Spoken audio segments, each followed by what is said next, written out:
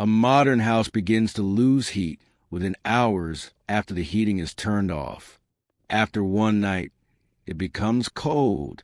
After a day, it becomes dangerous. A medieval house, however, could remain warm for 2, sometimes even 3 days without a single fire. And no, people back then were not tougher, stronger, or more resistant to cold. That is a convenient myth that prevents uncomfortable questions. If medieval houses had truly been cold and primitive, people could not have lived in Scandinavia, northern Germany, Rus, or the Alps. Winters that were longer, colder, and more stable than today. Temperatures of minus 30 degrees lasted for weeks. Yet people didn't merely survive. They raised children, worked, built, and traded. So the issue is not climate, and it's not progress. The issue is how we build. We are taught to see modern houses as the peak of engineering. Foam blocks, insulation, plastic membranes, complex heating systems. But the moment electricity disappears, all of it stops working. A medieval house was different. It did not rely on continuous energy input. It was a passive system designed to retain heat rather than constantly generate it. This is critical to understand. Fire in a medieval house did not compensate for bad construction. It merely charged the building with heat. Today, we do the opposite.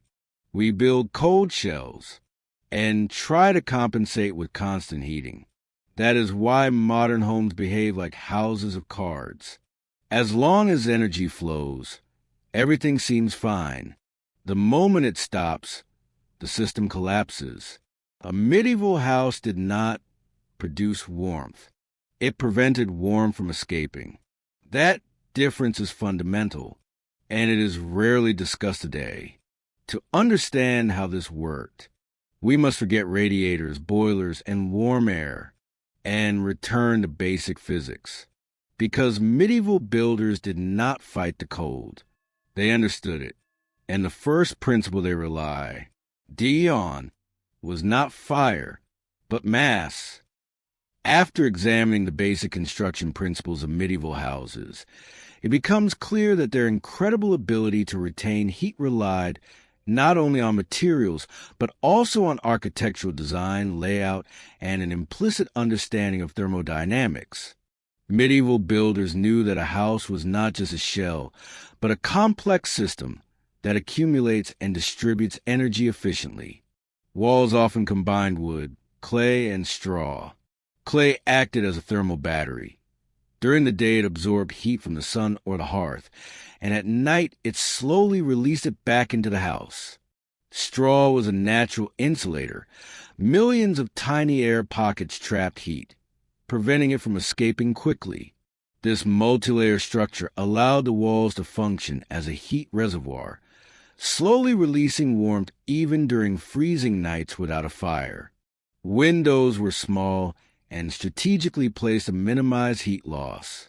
Large glass panes, common today, were not available, so rational window placement was crucial.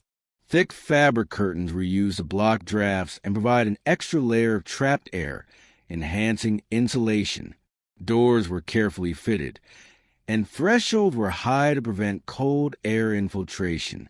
Floors also served a dual function. Wooden beams were raised above the ground, with sand, clay, or straw filling the gap. This created a thermal floor that retained heat, storing solar energy and heat from the hearth, and slowly releasing it into the room. In some houses, stoves with thick clay or stone bases and air channels directed warm air under floors and along walls for even greater efficiency. Roofs and ceilings played a vital role as well. High ceilings created attic spaces where warm air accumulated near the roof. These spaces acted as natural heat batteries. When the fire died down, the warm air gradually descended, warming the rooms below. Beams, thick boards, and multi-layer roof structures minimized heat loss through the roof, one of the most vulnerable points for energy escape. The layout of the house was also strategic. The main room with a hearth was centrally located, with bedrooms and storage areas around it. Hot air rose, warming ceilings and adjacent rooms.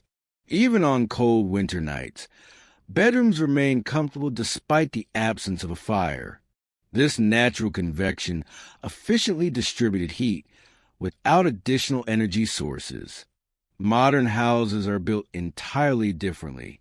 Thin walls, large windows, and minimal insulation make them dependent on continuous heating. When electricity or gas is cut off, temperatures drop within hours. Unlike medieval houses, modern buildings do not store heat and rely entirely on a constant energy supply.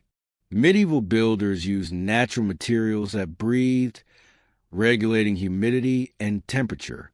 Wood, clay, straw, and stone interacted with the air, creating a microclimate that maintained warmth and dryness.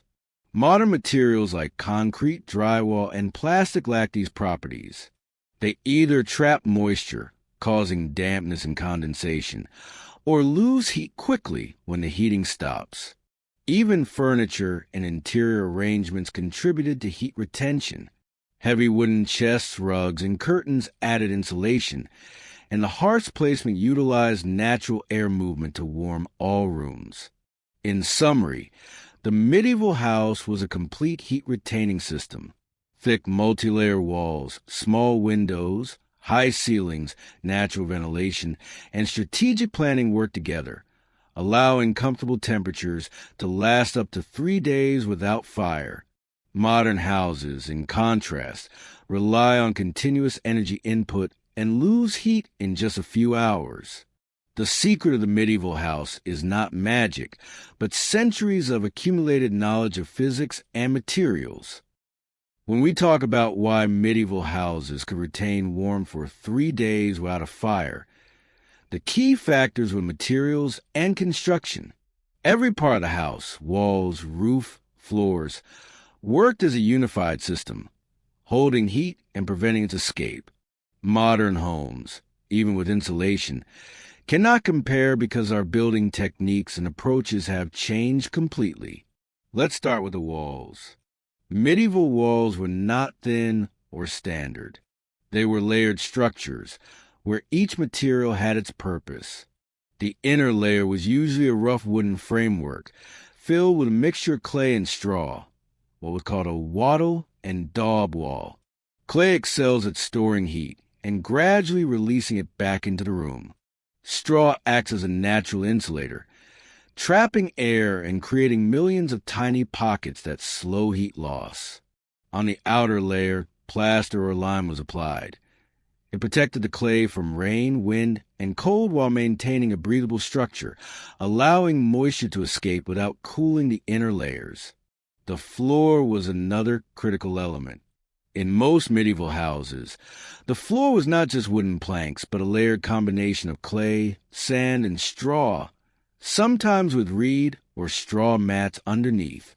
This system was incredibly effective at retaining heat because the earth itself acts as a thermal mass, while straw insulates from cold rising from below. In houses with hearths, warm air and smoke passed under the floor and between beams, creating a thermos effect, which kept the house warm even after the fire went out. Medieval roofs also played a major role.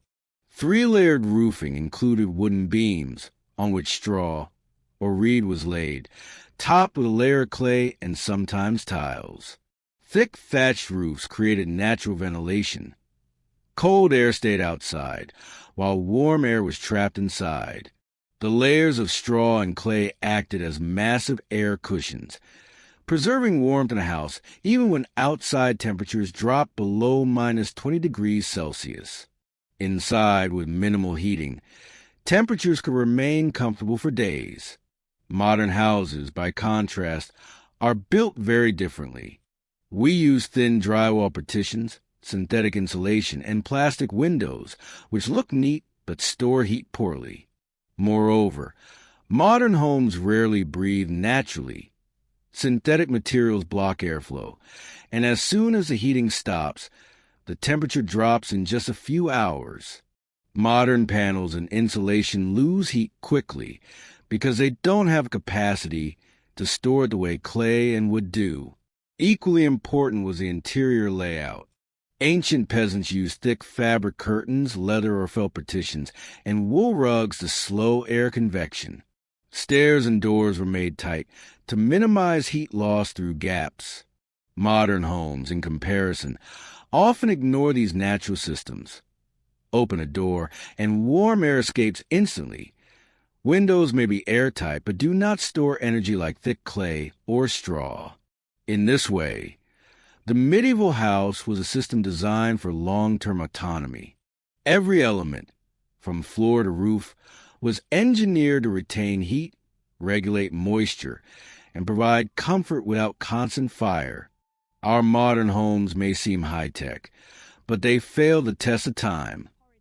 Even with heating, the moment it is turned off, the temperature drops immediately. In the next part, we will dive into interior furnishings and furniture, which were also part of the thermal system of medieval houses, showing how they help preserve warmth at the personal level.